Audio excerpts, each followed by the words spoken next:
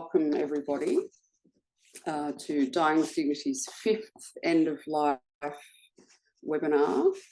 The previous 4 were just fantastically successful, and we had wonderful feedback and lots of views, and I have no doubt that this one will be equally interesting and successful. So we'll just start with an acknowledgement of country. So I'm on Camaragal land tonight, and I acknowledge the traditional custodians and pay my respects to elders past, present and emerging. I do need to say at the outset that, that we are well aware that some of you present tonight might find that some of the topics we discuss bring up some difficult and unexpected emotions. And for anyone that's really finding it distressing, if you need to speak to someone urgently, we really encourage you to contact one of the crisis support lines, either Lifeline on 131114 or Beyond Blue, which is 1300 224 636. And you might also want to take advantage of the Griefline services, which Marianne will be talking about, and we'll provide links at the end of the session and also when we circulate the recording. But Fiona's already put the links in the chat, so please don't hesitate to get in touch with them. It's a wonderful resource and it's free, and they've got a great deal of experience, and they're there to help, and if you need help, please contact them. So just for those of you that weren't in our, have only just joined us, we'll be doing questions at the end. The structure of the session is that we'll have most of the formal content in the first hour, and then anyone that's a bit worn out after that can feel free to drop off at any time, but we'll aim to have the last 30 minutes for questions.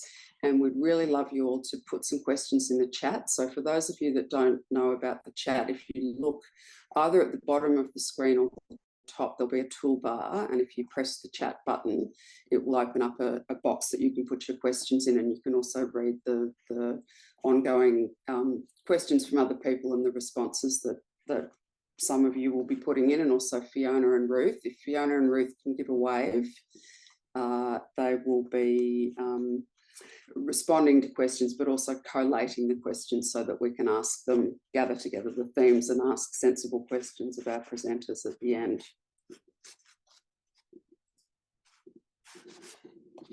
So what I will just start off doing is giving an introduction to our wonderful presenters. So first we have Hayley Russell. So give us a wave, Hayley. So we're very lucky to have Hayley presenting because she has had a unique research topic which involves investigating grief after voluntary assisted dying, or medical assistance in dying, as it's called in some of the jurisdictions she went to. So in addition to being a specialist clinician, she's also a very accomplished award-winning researcher, and the work that she did on grief after VAD was part of a very prestigious Churchill Fellowship in 2022, and she's presented in numerous important conferences and written a number of papers for major journals. So she'll be giving us an overview of grief generally and the factors which might impact how it's experienced, and also touch on the difference between quote unquote normal grief, although you might say that there's no such thing as normal grief, but there also is what's known as complex or prolonged grief, which for some people is a kind of grief that is very entrenched and very impactful in their lives. And it's important to be able to recognise that either in yourself or in people that you're supporting. And there's also research that Hayley can point to that deals with some of the factors which might impact on how grief is experienced, but also the possibility of some protective factors that might help us prepare ourselves for grief.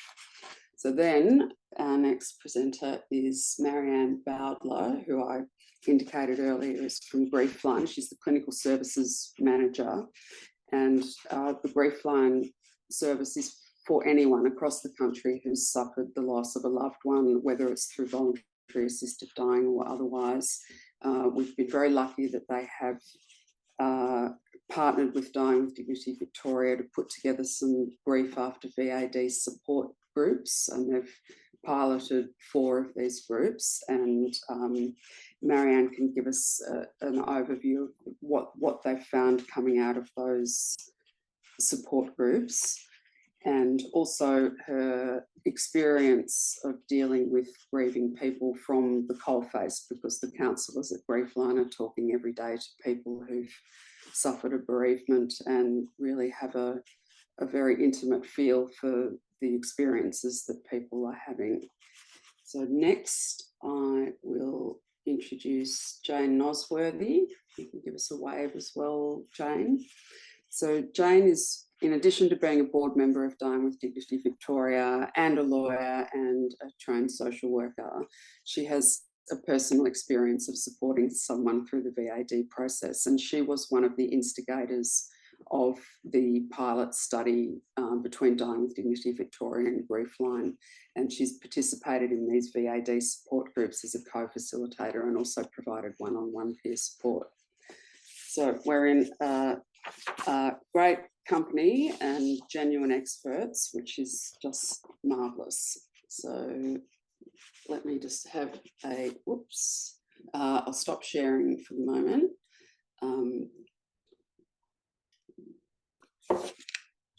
So just a couple of introductory comments. Over the last century, grief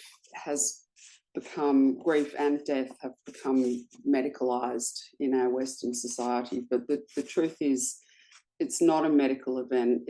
It's a profoundly personal, individual, family and community event.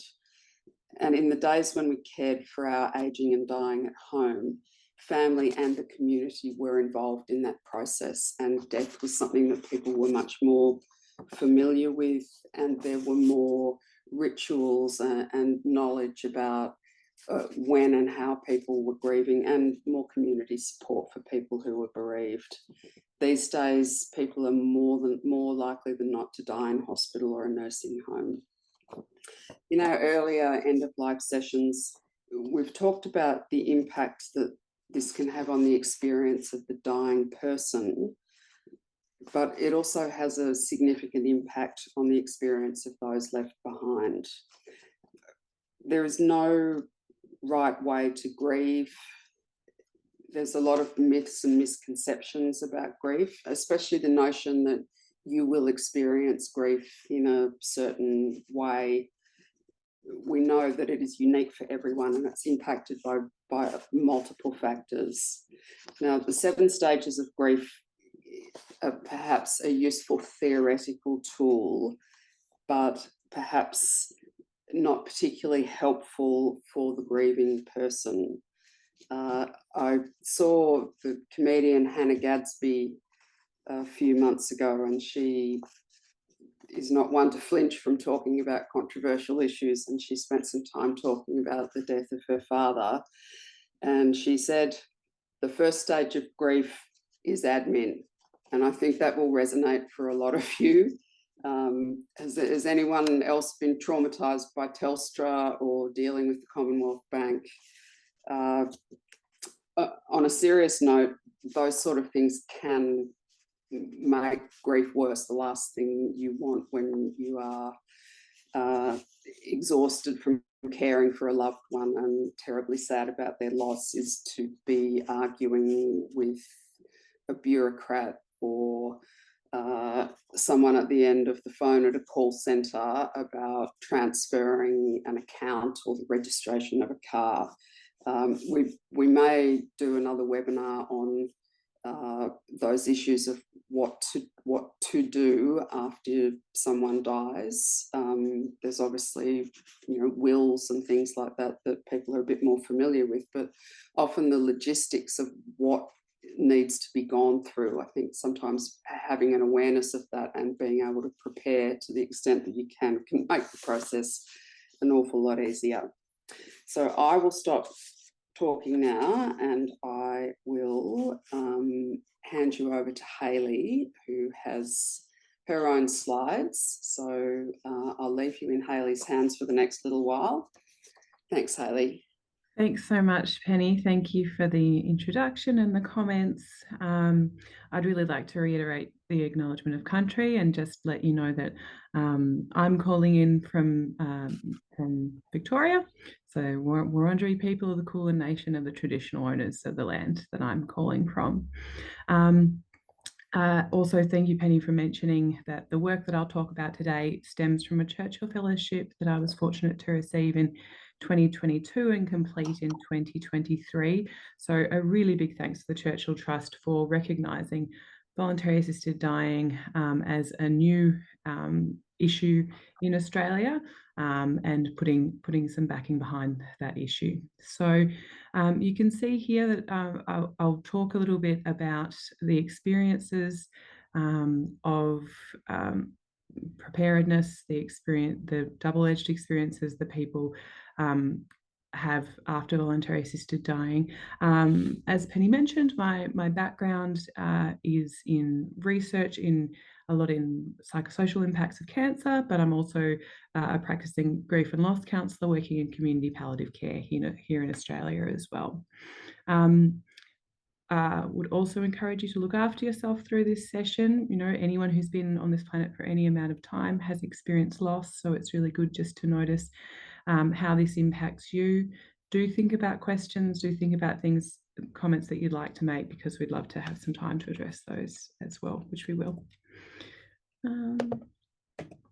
Okay, so essentially all of this work was established through having the experience of working in grief and loss and in community palliative care when voluntary assisted dying legislation came through in Victoria in 2019. So the feeling that we had as bereavement counsellors in this area was, okay, this feels new. We're going to start seeing families really soon. What do we actually know in this area? So I chose to do a few things. We completed, or I joined a team which completed a qualitative study with Monash University on experiences of families afterwards, and we'll send around that article after this. And then, as I said, I applied for and was awarded the Churchill Fellowship Award. And this came from those initial conversations with people saying, this is what I've experienced.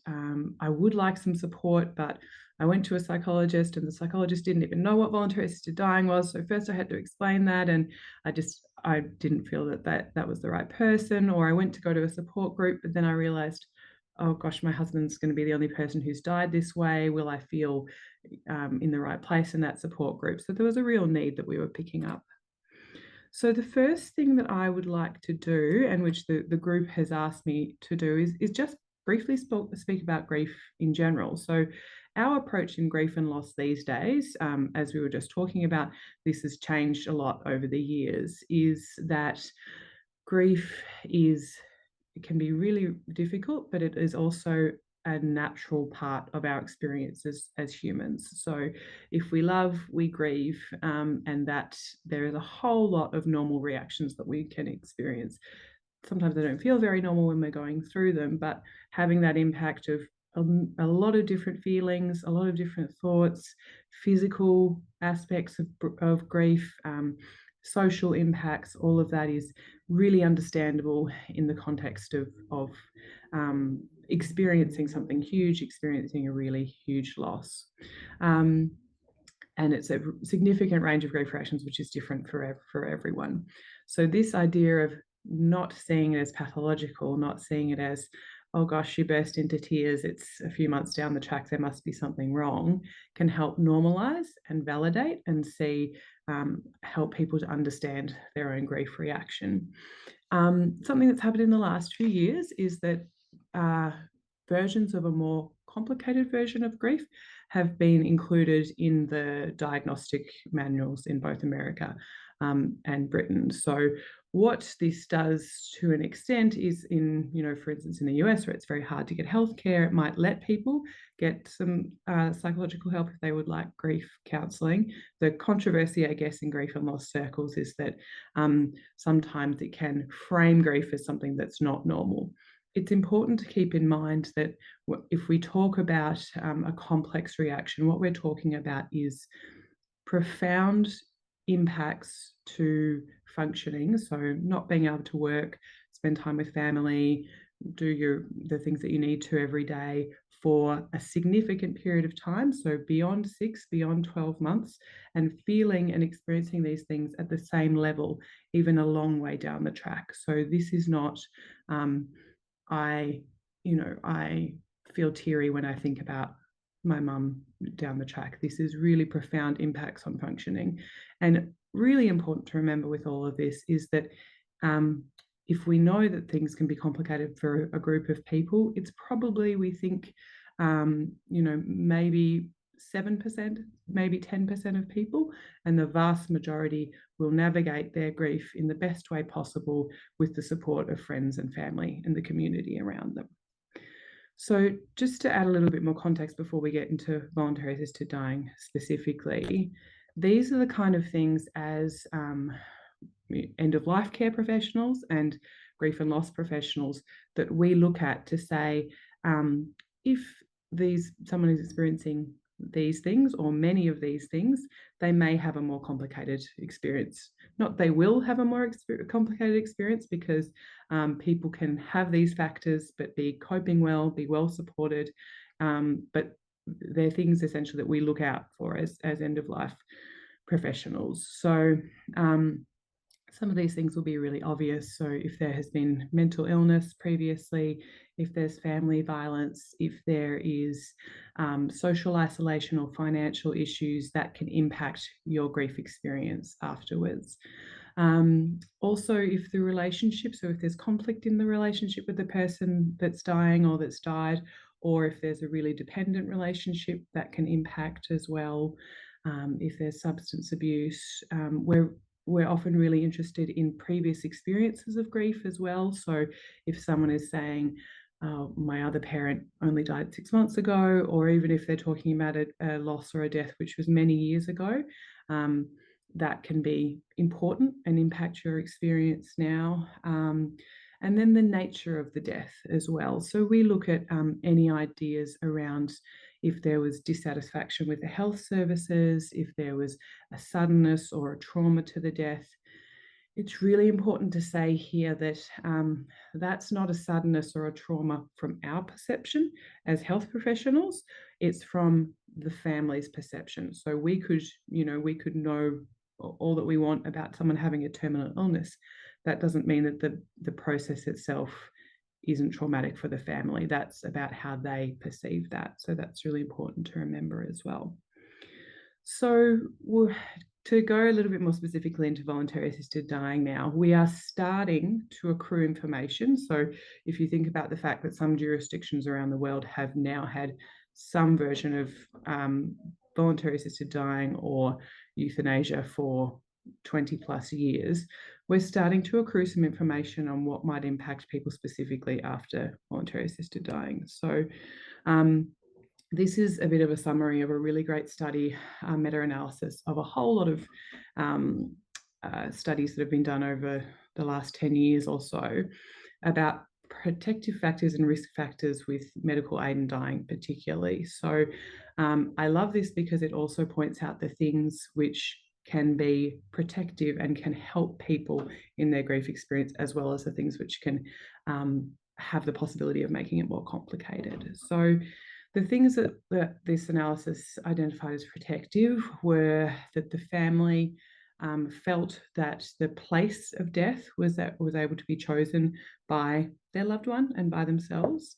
The fact that there was an idea that suffering was reduced for the person that was dying because they had medical aid in dying, and that burden was reduced to the person that was dying and to the family system as well.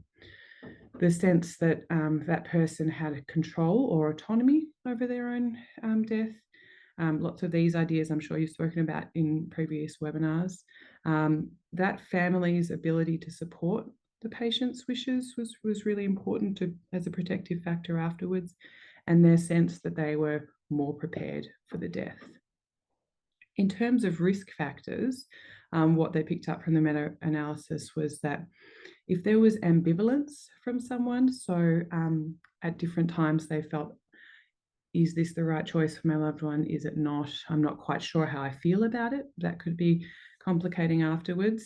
If there was poor communication, so if there was differences of opinion within family, or family not on the same page, not in agreement, that could be distressing.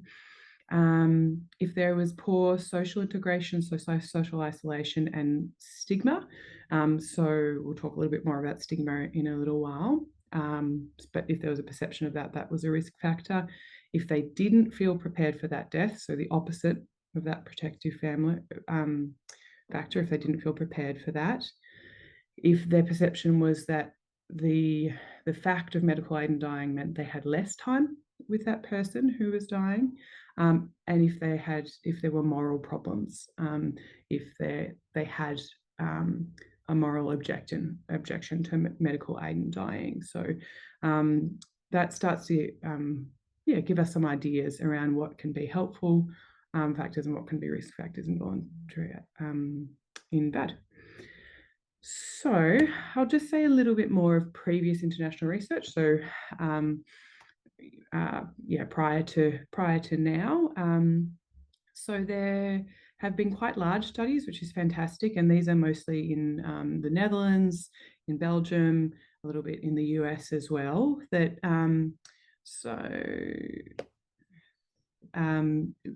of those large studies, which were fantastic because they had comparison groups. So looking at both people where euthanasia had happened in this case and where it hadn't been euthanasia, found that there was a similar level of complicated grief experience to comparison groups. There have also been studies where there's found slightly higher rates of PTSD and depression, but a lower incidence of complicated grief. So sort of different things have come out of different studies. And then some qualitative studies, fantastic large qualitative studies, have described experiences of preparedness, of open and honest conversations and bonding, as well as sometimes some anxiety around the day itself of medical aid in dying, and at times experiences of social disapproval and stigma. So I'm going to go now into some of the themes that came from my own research that I was able to do last year. So last year I spent 3 months in the US, Canada, Switzerland and Belgium, speaking to health professionals, speaking to families themselves, academics, and people within hospital systems as well, about what they have experienced in terms of families and their experiences after voluntary assisted dying. So we know overall, we have knowledge overall that preparedness and open supportive communication is protective. That's something we've known for a long time. That's a lot of the work that people do at end of life care, social workers, family support workers, psychologists, etc. The families that we spoke to and the health professionals supporting them often felt that they were given this opportunity to have open discussions, tell stories and create rituals. So I heard a lot about this was the particular music that we wanted. This was the people that we wanted to make sure were there during the time, and really beautiful stories of how they could make that happen. And that fact was important in the way that people spoke about it during and then afterwards into grief, into the time afterwards as well. And that holding on to that, this was their wish, was really important, and again helped with that processing. The narrative around the death, the meaning making, those kind of things afterwards. So this quote here, which I will let you guys read, really, for me sums up that sense. This is someone talking about their husband who died using medical aid and dying in the US, and just her sense, we did everything we could to make it the best possible circumstance. I believe that has made my grief an easier road. So then we go through to some of the other themes that came up. So at times, families and the people supporting them did find that there was some anxiety around what will this look like? What will the day be like? How do we prepare for that? What is that experience going to look like? So that was something that some people found. Sometimes there was stress at the application process itself. If there was the need for a lot of appointments, if there was the need to get to certain places to fill out certain paperwork, there could be stress around that itself. For some people, they did have experience and verbalized experiences of guilt, and that being a complex feeling for them afterwards. I often talk about the fact that when someone is pursuing that, usually it's something that maybe has been somewhere in their mind for some amount of time. And then they've come to a point, hopefully, where they're able to discuss it with their family. That family has usually just gone through a huge process of maybe helping their loved one to try and beat cancer. I hate all those words, but to go through treatment, to see if it's going to be possible for them to live longer. They've been on that path for a long time, and then perhaps it's no more treatment, it's talking about a terminal illness, and their family member says, can you support me in this other thing, which is applying for voluntary assisted dying? And so the time to process that I'm still supporting my loved one, but it looks really different to how it might have seemed 6 months ago, a year ago, that takes time to adjust. And I think it's a different experience from the family member than it is for the person who's dying. And sometimes ambivalence came up for people as well. I think it's really important to say that sometimes these experiences can feel quite hidden. It's often really important that the carer support their loved one. I want to be there the whole way. If this is how they want it to happen, I will support them, absolutely. And sometimes they don't always feel able to say, oh, I just had a really tough day with this today. I do support them, but sometimes I worry about this aspect or this aspect.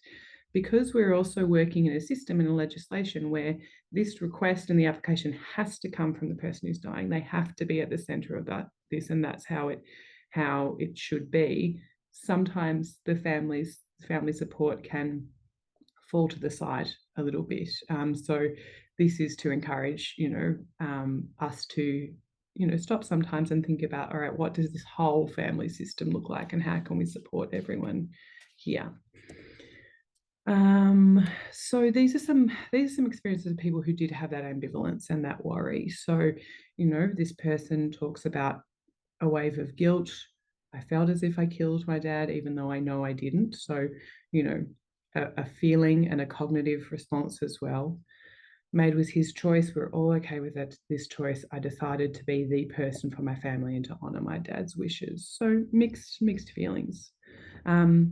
The other quote here is around a person with MND who his family, their main support and their main community was within the Catholic Church. So that is something that when it was public how he died, that wasn't accepted within their community. So there was a lot of stigma that they experienced. So she's expressing that, this is not necessarily something that I gave my husband. He made the choice. We went kicking and screaming, even though we knew that this was not going to be a pretty death. We knew that we were smart enough. We supported him, but we feel that we have suffered consequences afterwards. It's just over 2 years. It still hits us in the face. So you can recognise a few of those complicating factors from the graphic that we saw before. So then we'll come through to stigma and secrecy. So the idea around stigma was always of great interest to me. And what I found was that there was both, I was really interested in the difference between perceived stigma. So sometimes people were concerned about stigma, but when they were able to perhaps be open with a trusted circle, they found that it was much more accepted and open than they originally thought. Which is a positive experience. But like I just mentioned with that particular family, particularly within certain religious traditions or cultural traditions, there was real stigma experienced, and that can create further social isolation and a sense that they can't be open with the people around them. So that particular family was in the process of moving because they felt that we just can't have a community here anymore. Really important to say that in terms of stigma and secrecy around voluntary assisted dying, experiences with health professionals can contribute to this as well. So this is when people have the experience of, we brought it up with the oncologist, and the oncologist just sort of looked away from us and said, oh, I don't know, I'm not sure about anything like that. And we felt really dismissed, and we had a trusting relationship with them. And now we don't feel like we have that anymore. Or they said, oh, maybe you can call this number. But, this experience of sometimes when health professionals either have their own view or else just feel discomfort or maybe even their own grief at the fact that this is a patient they've had for a long time who has a terminal illness, who is going to die, and that creates this sort of dismissal of a legitimate request for information on voluntary assisted dying. So that was certainly a factor as well for some people overseas. So just a few examples here of people's experiences of stigma. I have to choose carefully who I tell about my experience. This is someone who had had previous experiences of stigma through their involvement with the Catholic Church, because as the person who died was a gay man with HIV. But this person, who was the sister of the person who died, still wanted her mum to have that spiritual support, and found it very difficult to find someone who could offer both the spiritual support but in a non-judgmental way as well. And again, there's the family that I spoke about who were blamed for the husband's death. So coming from those themes and analysis of those themes, and there's quite a long report which you guys will all have access to, these are some recommendations that came from all of that information. So FAD-specific support groups, which Marianne is about to talk to you about. So ensuring that it is a safe space without judgment, a space without stigma, and a space where people can speak specifically to their experience of VAD. I think that's a really positive thing. All the support groups that I observed overseas were positively reviewed and a really great space for people. Enhancing our support pre and post bereavement.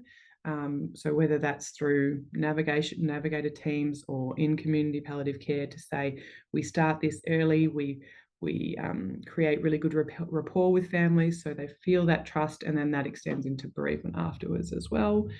We need to provide more education and support for health professionals so that if they have discomfort or worry or don't feel like they have the right amount of education, that can ease those conversations with people when they come up. I would love for there to be grief support included within legislation at a higher level, and considering those VAD-specific factors we spoke about when we're assessing bereavement risk as well.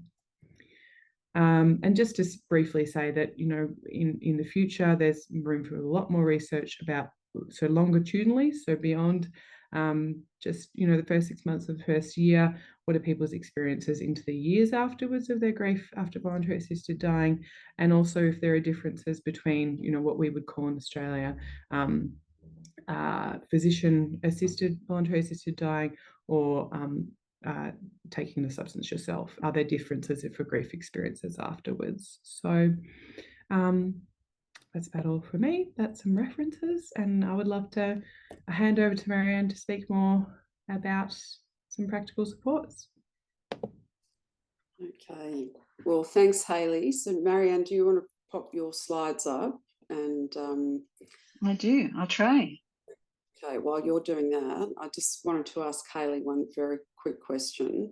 A lot of those comments that people made, I think in a lot of ways are equally applicable to a non-VAD death, the issues of difficulty navigating the medical system or judgment about choices to stop treatment. I suspect a lot of those things are possibly universal themes, but maybe they're particularly acute in these early days of voluntary assisted dying. So we'll see. All right, Marianne, I will pipe down and Thank you, Penny, and thank you, Hayley. That was just wonderful, and I think our experience in this space really just underlines all the points that you made. So on the money, you are. Well done. All right, welcome to Grief Line, everybody. So I'm just going to run through, quite top line view of who we are, what we do, so you can think about whether you'd like to come to us for support. We're a national organisation. We've been going for nearly 40 years, but sometimes I think we're sort of Australia's most secret national not-for-profit because not many people know that we're here. But all our support is free, which is wonderful. Oh no, my slides won't click through. Oh, there we go. I just would like to again acknowledge I live and work on Gadigal country. I'm based in Glebe in Sydney, but today I'm on the land of the Bunurong people of the Kulin Nation because I'm in St Kilda. Grief Line particularly acknowledges the grief and loss of Indigenous people, and I would like to extend a warm welcome and respect to any Indigenous people who are with us here today. And just like Penny did and Hayley mentioned as well, we always acknowledge that we all have lived experience of grief and loss. I remember I was the carer for my mother when she died, and she had a life-limiting illness and suffered a lot, and she was passionately hoping that voluntary assisted dying would come in and that she'd be able to access that, but she couldn't. But I witnessed what it's like to be in that end of life phase, and just want to reassure everyone that there is no expectation of sharing any personal stories this evening. And if anything does make you feel distressed, just reach out to support because we're all here to help you. We particularly want to normalize grief at Grief Line, and our mission, we're very organized. We have a mission which is to spark courageous conversations and to support communities to grow from loss. We're very aware at Grief Line that grief is an adaptive response to loss, and not just the loss when a person dies. We experience loss when we are made redundant through bankruptcy because the cat's gone missing, because the house floated down the river, because there are bushfires. There's many occasions in life, because some, beloved member of our team has moved on or gone on maternity leave. There are many moments of loss, and we support communities through that. We do find ourselves within Australia's mental health system because we're counsellors, but we don't look at grief as a mental health condition. We work in a non-diagnostic way, but we know that by working through your grief, you can prevent the escalation of mental health difficulties. So we sort of come in an early intervention space. So I agree with what Hayley was saying, that people are creating diagnoses for bereavement. There's one called death or disappearance of a family member. That's a mental health diagnosis. There's another one called adjustment disorder, when we're trying to adjust to change. But the purpose for those, just as Hayley said, is to help people get health insurance in America to reach out for support.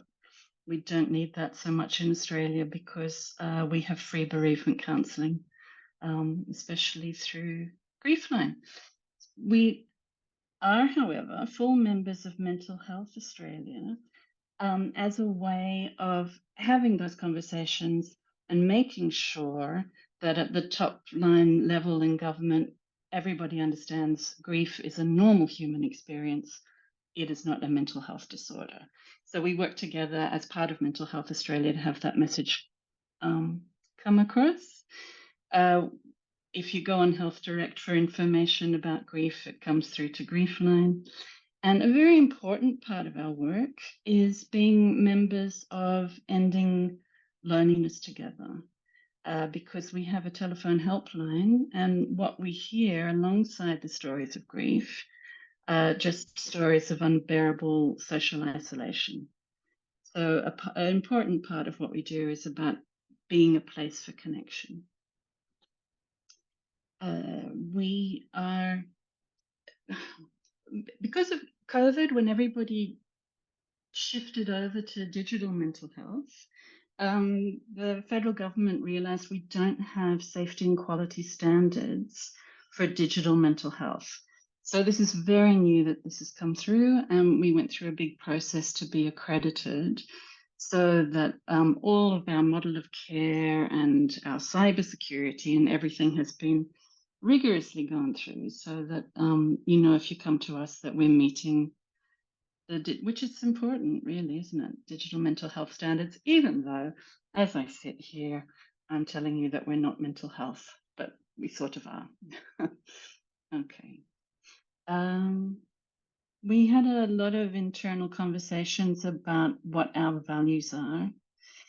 And we wanted to come down to just 3, because 3 is 3 that you can remember and that you can live by.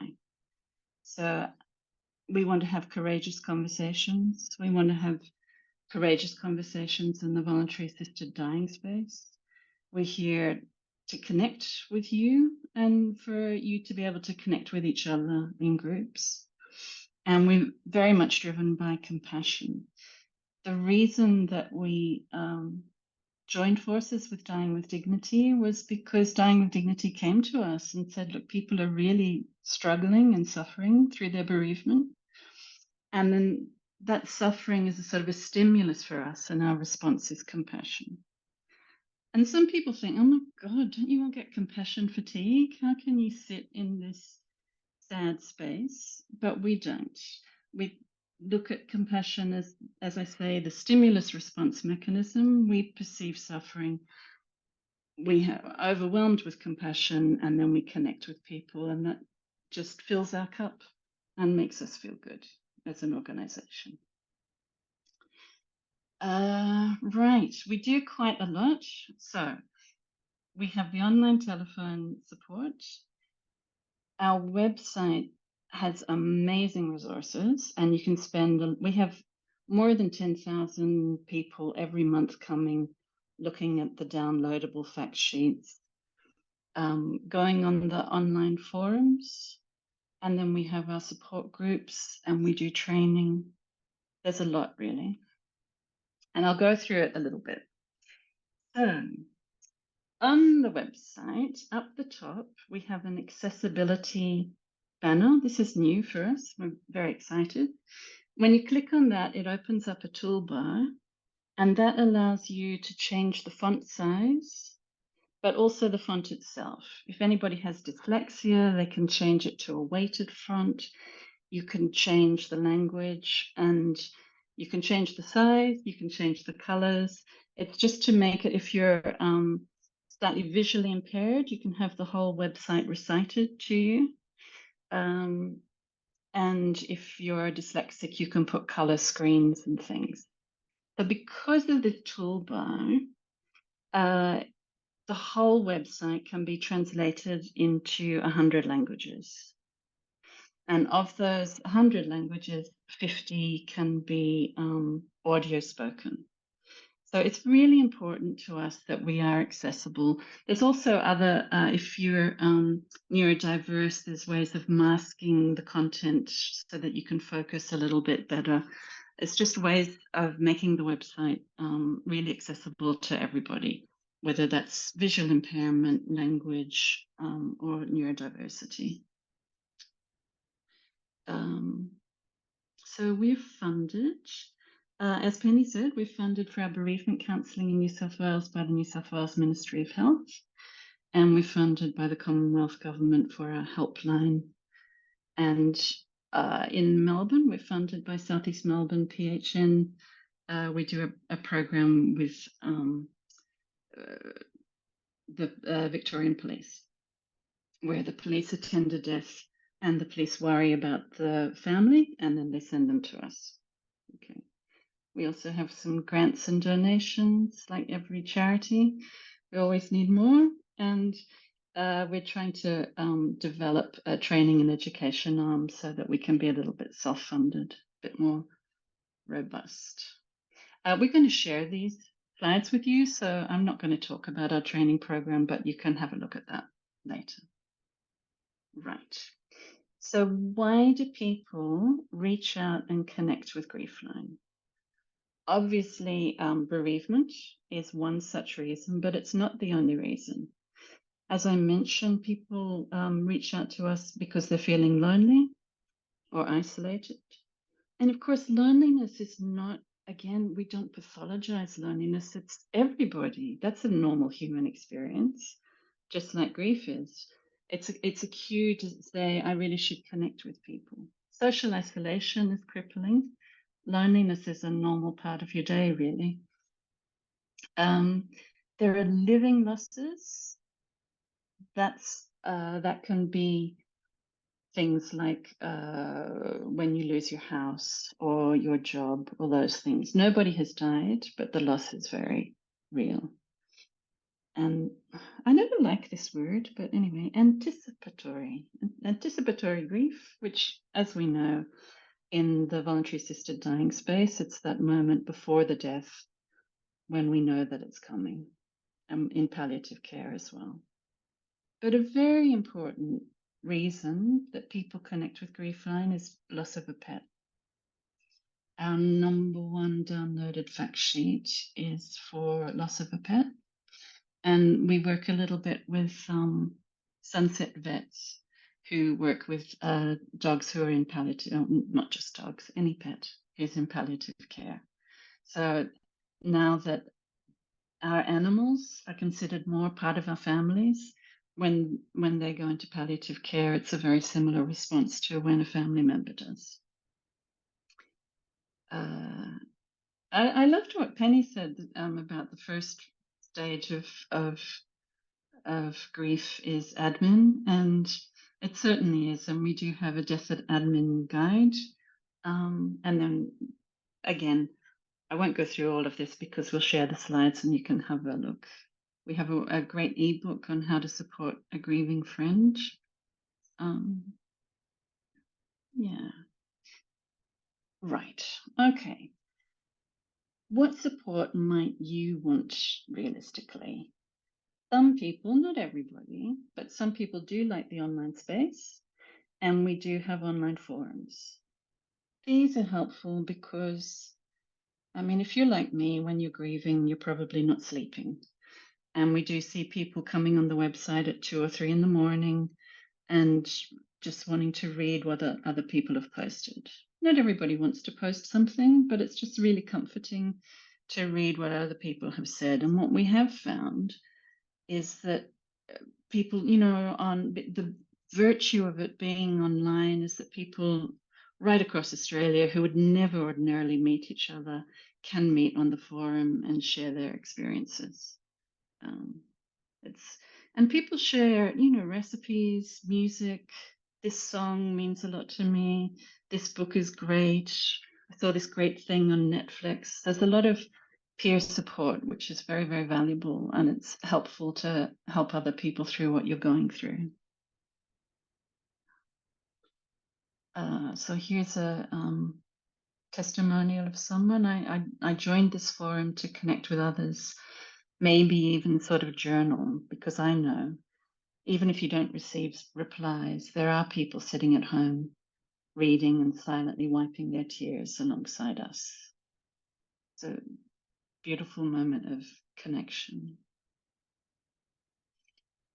Now, the helpline,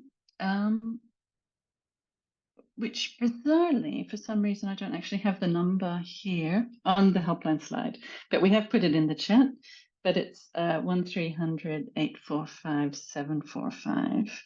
I think the helpline is really important because not everybody wants to go online, not everybody uses Google, not everybody is interested in the internet, but we want to be able to connect with people, and this is how we started. We started with 2 nurses in palliative care in Bethlehem Hospital in Victoria. nearly 40 years ago, and they were worried about the families who'd been in palliative care, and they were phoning them for support. So it all stemmed from that. We have over 260 volunteers manning the helpline, most of whom have a lived experience of grief themselves. And they came through to the other side, and they want to be here for you or for us. Griefline's really, it's for everybody. It's not sort of for the other people. It's for all of us, because we're all people and we all grieve. And the helpline, I think it's so good, even, decades after a death, just something can set you off, whether it's the person's birthday or their favorite film comes on the telly, or whatever. You just can have a griefy day, and it can come out of the blue, and you think, I'm having a griefy day, I want to talk to somebody about it. You can phone us. For the helpline, you do need to speak in English, but if you're supporting somebody who doesn't have English as their first language, or who just feels more comfortable speaking about emotional things in another language, you can pop on the website and request a call back, and then put the language that that person likes to speak, and then we can get a translator. So phone support is available. If you book it through the book to call service, phone support is available in any of the TIS languages. So, I mean, I think we don't often get a call out for interpreters, but as part of being accessible, it's really important to us that that's possible. Here's someone who phoned us for 2 years. Griefline has been there for me for over the past 2 years. The volunteers were kind and understanding, and they gave me suggestions on how to deal with my grief. They listened to me sob hysterically, and they've explained that the feelings I did not expect to have after a loved one passed were completely normal.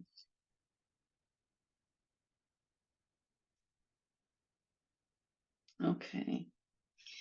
So we do offer bereavement support groups, and our voluntary assisted dying groups are modelled on these, in the sense that they're all online. They go for 6 weeks, and the groups are 2 hours long with a little break in the middle, because you get a bit of Zoom fatigue after 2 hours. They're always facilitated by 2 people.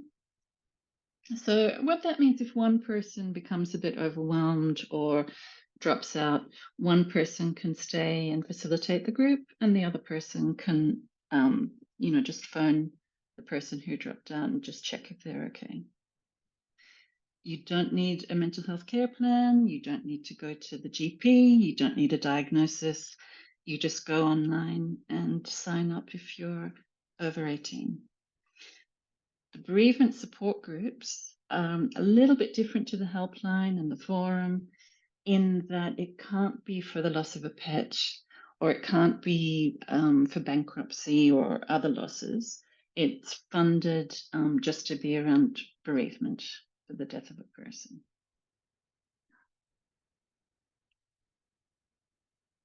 Again, moving through grief is the hardest thing I've ever had to do personally, and I would not be in the positive headspace I am currently without the support of Griefline and the shared understanding of the group dynamic.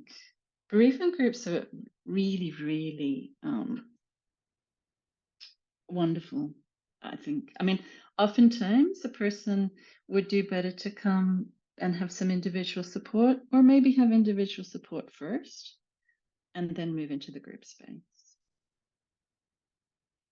So with our individual program, it's funded by New South Wales. You have to be grieving the death of a person, and it doesn't matter the cause of death, your relationship to the person, or when it happened. So people can come to us for counselling 10, 20, 30, 40 years after a death. Doesn't have to be recent and doesn't have to be later. Now, if a person's coming for bereavement counselling 30 years later, you think, oh, that's a bit odd. That's a bit odd. And Hayley did, talked about how some people can get stuck and really incapacitated and really need, help. They need help urgently to be able to function. But there's another group of people, and this is certainly my experience, my lived experience. I was a child when my brother died, one of my brothers, and we didn't really talk about it. We didn't talk about it at home because it would have upset my mum too much. And I knew that I hadn't really grieved properly for my brother. And I went and had some bereavement counselling, I think maybe 30 years later. Because what I had done, I was perfectly functioning and I'd gone to university and I worked and I had relationships and all of those things. But I knew that I had parked it. And some of you might have that experience as well, where you park your grief because you can't deal with it right now. We like to say that grief is the most patient of emotions. People say, like, I can't do this now because my children are small. I can't do this now because I'm doing HSC. I can't grieve now because, for whatever reason. So we just park it, and grief says, that's okay. I'll wait. I'll be here. When you're ready, I'm here. It doesn't go away until you process it, until you integrate the loss. So you can come to us if you've got a grief that you have a sense that you've parked. And we give everybody a triage, and then we decide. Some people have 6 sessions, some people have 12, some people have 16. It's to do with, so the 6 sessions would be very early on, like you're in shock and you're numb and you're a bit traumatized because of the death. So we do a lot of calming of people, stabilizing and grounding. Or if it's about 6 months later or a year or 2 later, you probably get 12 sessions, which is 3 months of counseling. And we don't mind. We're happy to see people weekly or fortnightly.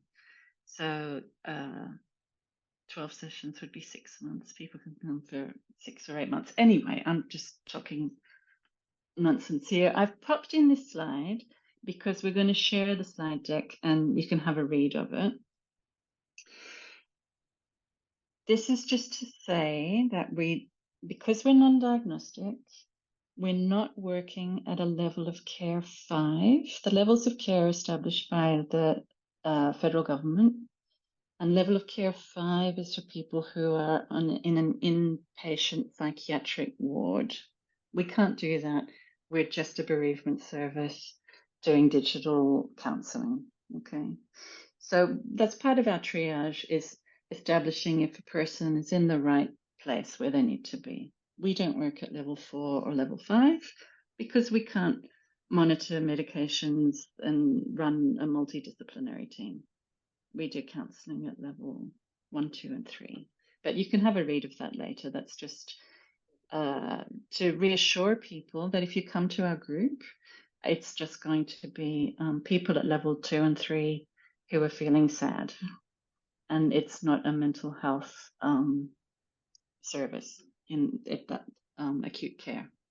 So Marianne, we might maybe if it's a good time to bring Jane in, since we're moving on to the VAD absolutely groups. I know I can waffle and just talk for hours. And we do want to leave some time for questions because we've had quite a few of them come through on the chat. So maybe should Jane sort of take over and talk about this, given that it was partly her baby? Absolutely. Should I stop sharing, Jane? That's fine, Marianne. Thank you.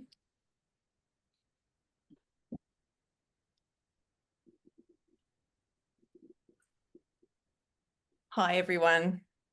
I'm Jane. I'm very honoured to be here tonight, coming to you from Melbourne, from Wurundjeri country as well. I am here as a board member of Dying with Dignity Victoria. I've been on the board since for a couple of years now. And I guess I'm really partly here to share the inspiration for why I became a board member of Dying with Dignity, which is really all centred around the experience that I had of supporting my very beautiful mother-in-law, Thea, who used voluntary assisted dying in Victoria in 2021. So I am going to tell you a little bit about Thea's story, because I think it helps me to reflect back on some of those amazing themes that Hayley highlighted and that Marianne's picked up on as well, and I guess how that played out in our grief experience, but also then connect that forward to what we've tried to do in building VAD specific support groups, which is exactly where Marianne was just getting up to,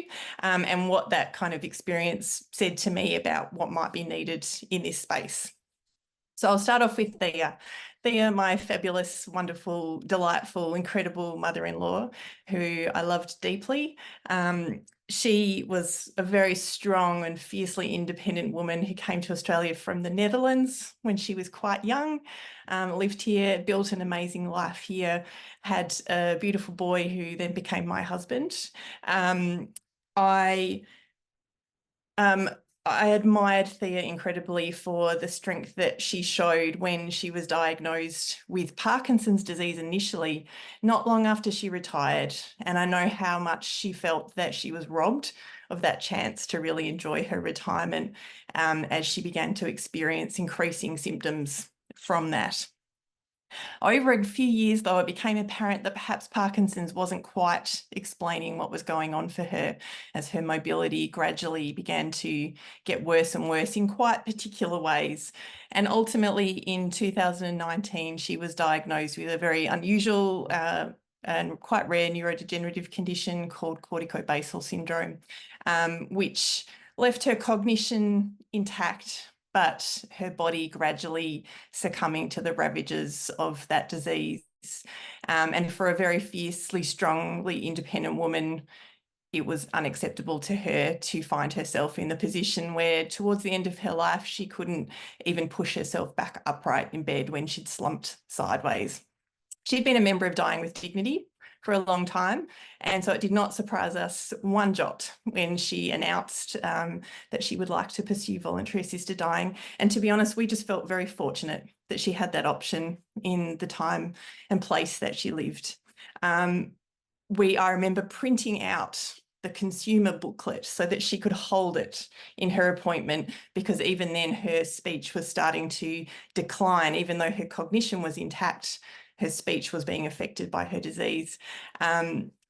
She took about 5 months to get through the process from start to finish, which is significantly longer than the 30-something days that's the median time in Victoria to complete the process.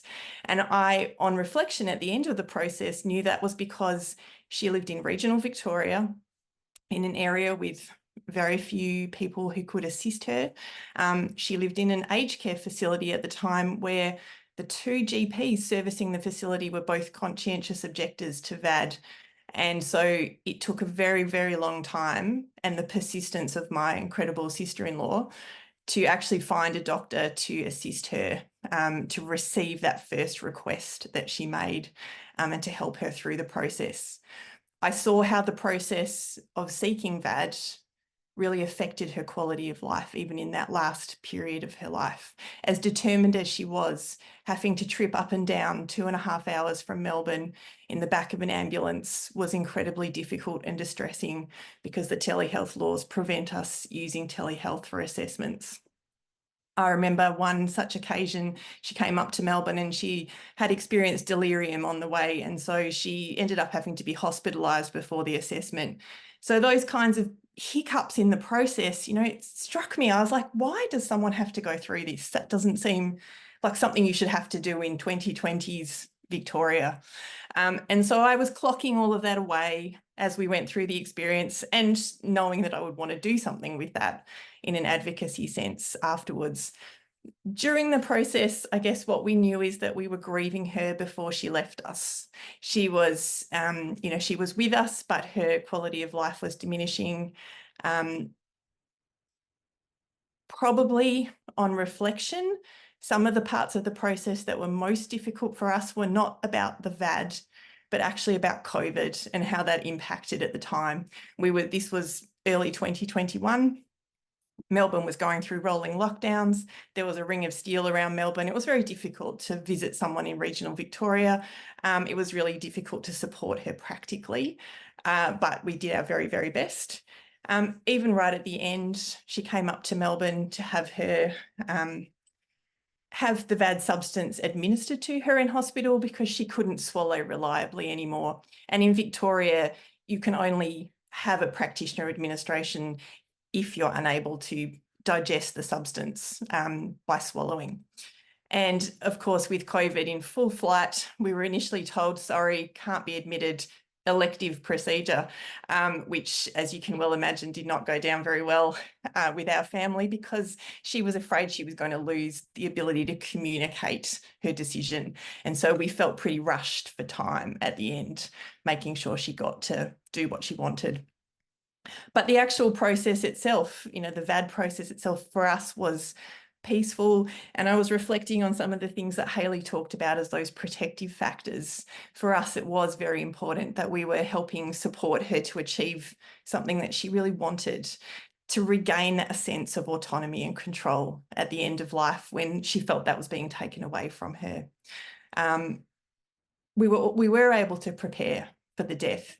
We were able to prepare our boys who were 10 and 12 or 13 at the time a little bit as well. We didn't tell them until afterwards that it was VAD. We told them that post her death, but we were able to all visit her and everyone got to say their goodbyes. And I actually remember us being in the hospital and my then probably 12-year-old oldest son, we'd been in the room, we'd had some lovely things to eat, we'd talked, we'd laughed, we'd shared some videos of the boys playing music, and we left the room to let the doctors come in and do a couple of things they needed to do. And my son said, oh, I don't think I've said thank you to my Oma. We called her Oma. That's a Dutch word for grandmother. I haven't said thank you to Oma properly. And I said, well, that's okay. We have time. And so we went back in and he got to feel that he completed that process. One of the tricky parts about COVID was that unfortunately Thea couldn't have everybody with her that she wanted on the day that she died. She actually couldn't have her partner with her because they said 2 people and she chose to have her 2 children. And you can imagine that's a pretty difficult thing for a partner to have to experience, but that was the choice she made. So Thea's death was very peaceful. There was music playing. She was looking out the window. She got to choose the time. The pharmacists arrived with the substance. They asked if she had any feedback. She said, too slow, because the whole process had taken a long time. But she too was very grateful to have had that choice. I think, again, our experience of grief around that was also impacted by COVID in the sense that we couldn't spend time as a family. We couldn't have the normal kind of rituals and gatherings. I know there'll be probably lots of people on this call who will have, experiences similar to ours as a result of COVID. But the actual VAD experience for us was a very positive one. And I don't think that we felt that our grief was impacted in a negative sense by having the VAD experience. But as I became involved with Dying with Dignity, wanting to change the process, wanting to make it easier for people to access, particularly if they came from regional areas, I started to get involved in our peer support program, which is a one-to-one program where people who've been through the process of supporting someone else through voluntary assisted dying can speak to other individuals and just listen to their stories and share their own in a positive way, in a way that's helpful to the person who maybe has questions about, did this happen to you? What was it like for you when your loved one used VAD? We started to hear murmurings from people of, is there a group we could join? I like this one-to-one idea, but I actually really want to be in a group with other people.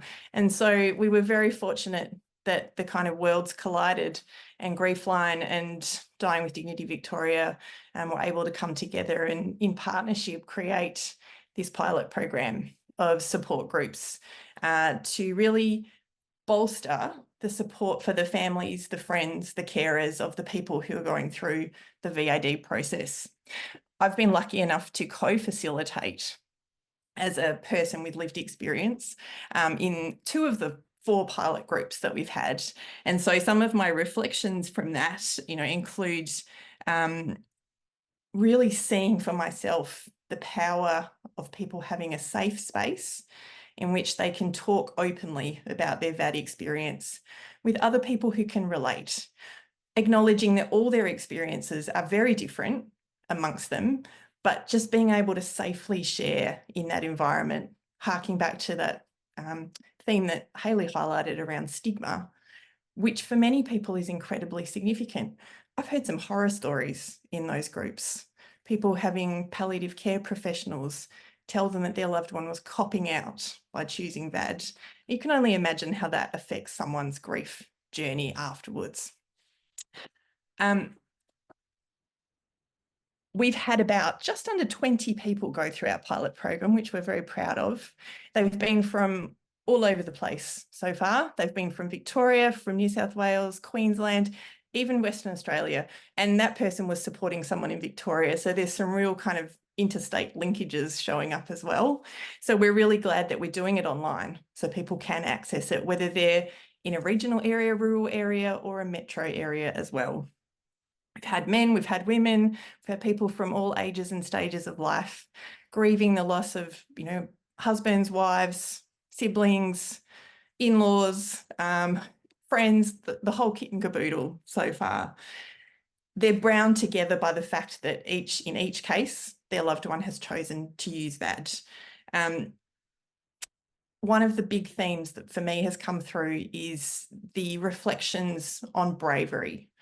People's sense that their loved one made a very brave decision to choose to have control over the timing and the manner of their death. But one of our participants really rightly pointed out, so we need to have more support for the people who support someone who can be brave. It's brave to go, someone said, it's brave to be bereaved. And I think I really, really agree with that. We hear a lot about those reflections on people feeling like they need to selectively disclose their experiences. People saying, I kind of need to know someone's view on VAD before I feel safe to open up about it. And I guess that's why we feel that having these really VAD-specific support groups provides an extremely important space. Not for everyone, not everyone will need it, not everybody will want it. I'm not sure I felt that I needed that specifically. I probably would have liked to have had some more guidance around how to talk to my boys about this experience, but we muddled through given COVID. But one of our participants from the current group that's just finished, his reflection was perhaps if the process had gone more smoothly, he might not have been so eager to seek out this group. But for him, it was traumatic and it was very difficult what happened with his mum. And he felt that he would have been climbing the walls without it. I'm just going to check the time, and Penny, you can wave at me if you need me to stop. I'm nearly done. I just wanted to share with you a couple of the other reflections from our participants, which kind of touch on some of the things that Hayley's talked about and really beautifully reflect that as well. One of our participants said, VAD is a different form of dying and it leaves a different echo. And I think for me, that's really salient. So that sense that it can be a really unique experience for people. They can experience great challenges in the process, and sometimes they feel like they're fighting for their loved one to have access to VAD at the same time as they're trying to care for them right towards the end of their life when they're experiencing lots of, other pressing symptoms and experiences. People feel like they have to rush sometimes because, as in our situation, when someone's losing the ability to communicate, people are worried that they're going to run out of time to be able to access VAD. And sometimes those feelings of ambivalence that Hayley also mentioned are really, really strong for people. One of our participants talked about, she said, I can't say I was happy about his decision, her husband, but I agreed to support him. But her reflection was, he may have got peace, but I certainly didn't. And so, you know, that sense of having a space in which you can just talk about that, having a place where you can say, I had to help my loved one lift the substance to their lips and drink. I wasn't expecting that. It came as a surprise and it was really upsetting. That's the space that we make for people to talk about this. I'm going to stop there so we allow time for questions, but I hope that's given you a flavour of what we've done and why we've done it, and we really hope that it's a program that can continue to grow and flourish, and, you know, be a really important part of this space for the people who actually want to use it and who need it. Thanks very much. Oh, well, thank you so much for sharing that, Jane. It's a new thing in New South Wales, and we've relied very heavily on Victoria as the trailblazers to help us prepare for what we might experience and the sort of questions that our supporters might be asking of us. And it's really special to have someone who's been through that process. Now, these support groups at Griefline, I think we were very naive initially because we had spent so much time campaigning for these laws that we hadn't quite prepared ourselves for it being a very different kind of death. I think we understood that for a lot of people it's a better death, and it's a death that they wanted, but we have to appreciate that sometimes family members don't necessarily have the same feelings about it. So we really very much hope that the Griefline VAD support groups can continue, but also their general support groups for people that are bereaved. It can be a very lonely and isolating experience, suffering loss, and not everyone wants to talk to other people about it, but I think some validation of your feelings and experiences for some people, that can be really important. So I might hand over to Fiona and or Ruth now, because they've been diligently following the chat and collating some questions. So if you'd like to get going. No problem. Thanks, Penny. Okay, so I think one of the questions that's come out loud and clear is around, you know, how do you best support somebody who's grieving? We all find it really awkward when we hear about someone who's had a loved one pass away, and it can be difficult to know what to say or how to support them when grief is so personal. So I guess maybe you might be best to answer that one, Marianne. I would be happy to.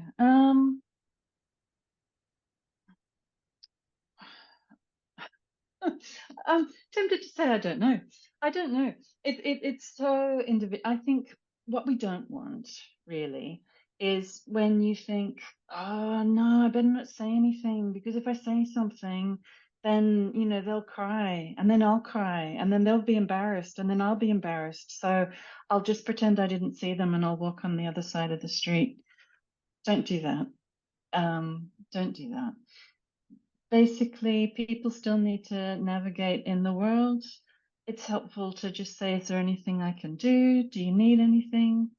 And not all of us have the capacity to say, tell me all about how you're feeling, have a good cry, I'm here, I want to help you wallow in your deep emotions. Some of us can't be that friend, but we can be the friend who says, do you know what? It's a beautiful day. Maybe we could have a picnic. Would you like to do that? Why don't we go for a bushwalk? There's a new comedy film. It's okay to laugh as well as be sad. Maybe some people can be that friend. They can be the friend to say, come on, get out of the house. Let's just go and do something nice. So you just have to know your capacity. Maybe you're the deep emotional friend, and maybe you're more the, let's just go and have a coffee and, you know, check out the shops. Thanks, Just Marianne. retain contact. There's another question that's come up a bit as well through the chat, which is around more than one death, or when there's knock-on effects or compounding deaths, whereas more than one person in your life passes away in a short period of time. So is there a knock-on effect or a compounding effect in terms of grief and bereavement? Hayley? Yes, yeah, absolutely. And certainly when we hear from someone who says, I've just recently had another death, that's something that we really look out for.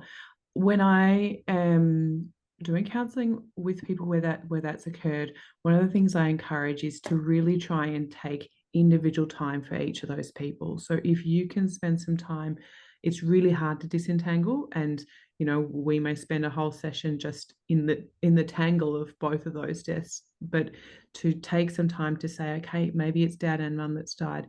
Can I spend some time just listening to dad's, favorite music and thinking about his influence? Is there a special ritual I want for him?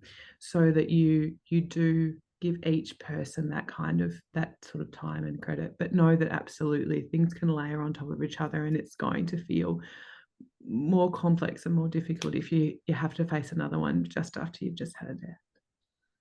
Thanks, Hayley.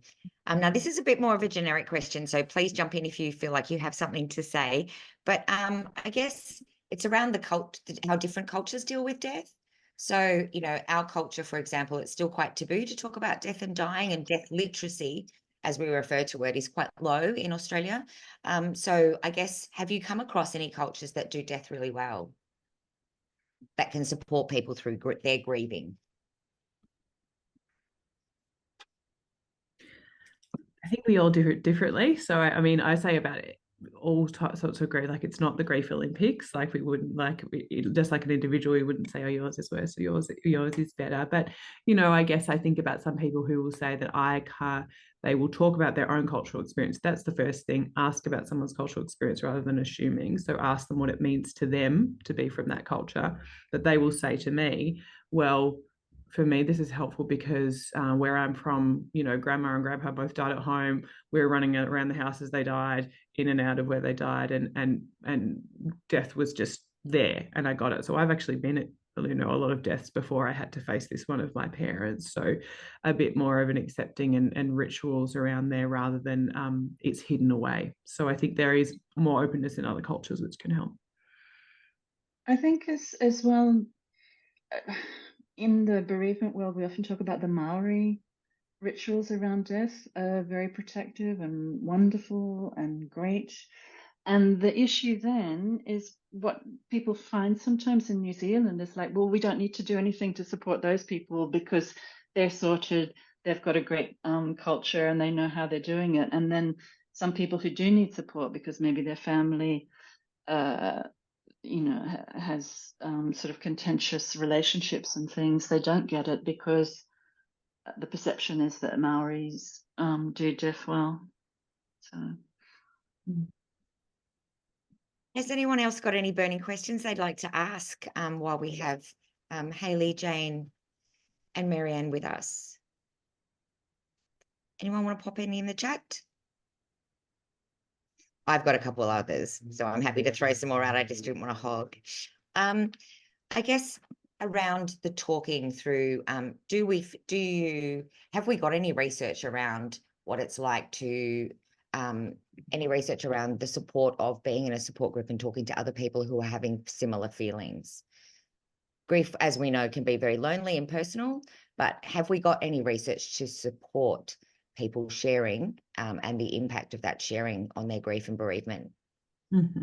Yeah. So one of the things that we know really definitively about support groups is they are only helpful if they're peer support groups, which is sort of what launched a whole lot of the stuff that I've done, because that experience of someone saying, I don't feel like someone who hasn't had a bad death is my peer. So it has to be someone who you can truly identify with and not feel separate to. I just had this conversation this afternoon with a woman who was worried that if she came to a support group here, everyone would be, in her words, much older than her, as a widow in her 40s. So if you go along and have the experience, I am separate from this group, it can actually be make you feel more isolated in a way. So that would be one thing the research backs up. You have to feel like you're a peer with the other people in the group. Can I just ask about when we talk about complex emotions, I know people who have felt tremendous guilt or shame about some of the emotions that they've been experiencing.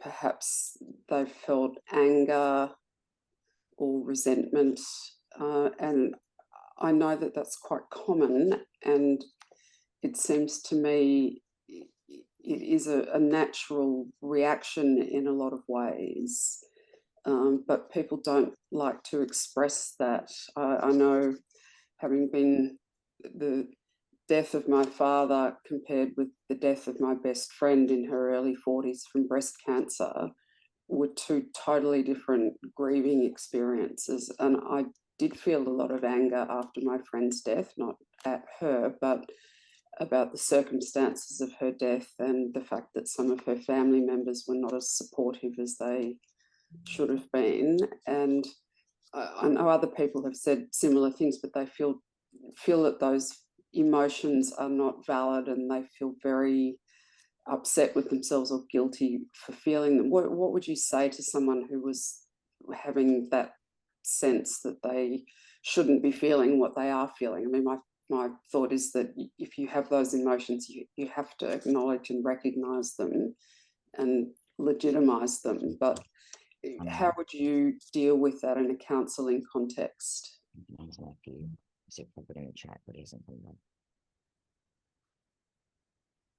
I think, as you say, you know, we can say whatever we can. I think this is a head and heart question. So we can think whatever we like about, I shouldn't feel this, or I don't want to feel this, and yet it still keeps on coming up. And often I say to people that the reason that you've maybe been able to navigate some of this is because you've allowed for those emotions to come up. You haven't pretended that they're not there. You know, we know that emotional suppression often doesn't work. And you know, whenever we hear the word should, you know, where's that coming from? Where is that impression coming from, that I'm not allowed to feel any sense of anger, or I'm not allowed? So a lot of our work is normalizing, permission, giving full permission for all of those emotions. I wanted to throw back to Jane though as well, because I think she had something else to say about support groups before I saw her little hand go up. Oh, thanks, Hayley. I was only going to add that it's actually really interesting, exactly as you say. One of our participants, an older lady, her husband had used VAD in a hospice setting, and she'd been invited to join the bereavement sort of support program that the hospice offered, but she had never spoken about his death from VAD in that setting because she didn't feel safe to do so. And in fact, when she spoke to the social worker who facilitated the group, they'd used the word euthanasia, which kind of made her think, not sure we're getting much understanding here. And so it really, 3 years on from his death, she's joined our group because that was an environment for her that was safe. So yeah, such an interesting reflection from you, Hayley. Yeah. I just wanted to tack on to what Hayley said as well. Like, often in counselling, we say, if it's mentionable, it's manageable. So if you're having these big emotions and you can't mention them, whether that's writing them down or telling the wind or whatever, but if you can mention it and acknowledge it, then we can manage it. But a lot of stored up emotion that we don't deal with, you know, that can create physical ill health or mental ill health or things. We just got to get it out. And we often see in popular culture, you know, you have to process. I haven't processed this, and I haven't processed my emotions. And I'm always thinking, what does that mean? What do they mean by process your emotions? And we now know that you process your emotions by knitting, by weeding, by gardening. It's by doing things with 2 hands at the same time. It's a cross, you know, left, right brain thing. It's just routine tasks.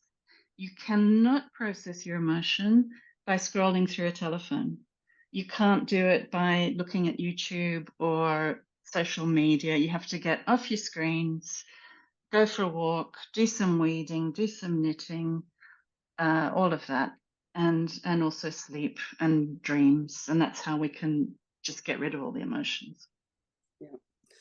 Okay, well, we're right on 6:30. That's just been a fantastic conversation, and I hope for all of you it's been helpful in some way. And we're very, very happy to have another session on grief and bereavement if that's what people want. We will circulate the recording along with some resources and links, particularly to Griefline and some of Hayley's research. We may send around a bit of a survey to people to see if we can flush out other topics that people are interested in. The dealing with Telstra situation seems to have resonated, and we do have plans for a session for sessions on funerals and the different ways that you can honour your loved ones after death. Also one on the importance of caring for carers, and often the experience of the dying person can be very significantly impacted by the capacity of the carer to manage the situation. Another potential topic is finding out a bit more about palliative care and how that works, because for most people who die, they won't be taking advantage of VAD, and the majority of people will benefit from palliative care. Also a session on legal issues and enduring guardianship and wills, I think would be quite useful. So we really want to hear from you guys. Whatever it is that you want to know, I'm pretty sure that we can organise a session on that. So we really value your feedback. So if I can just thank Marianne, Hayley and Jane for their expertise and compassion. And I hope that all of you, if whatever feelings you're having, because every one of us will have suffered a loss at some stage, I'm sure of that, please take care of yourselves, or if there's someone near to you that is bereaved, just give them a hug or ask them how they're doing, because that personal interaction is incredibly important. So we'll wrap up now, and thank you so much for joining.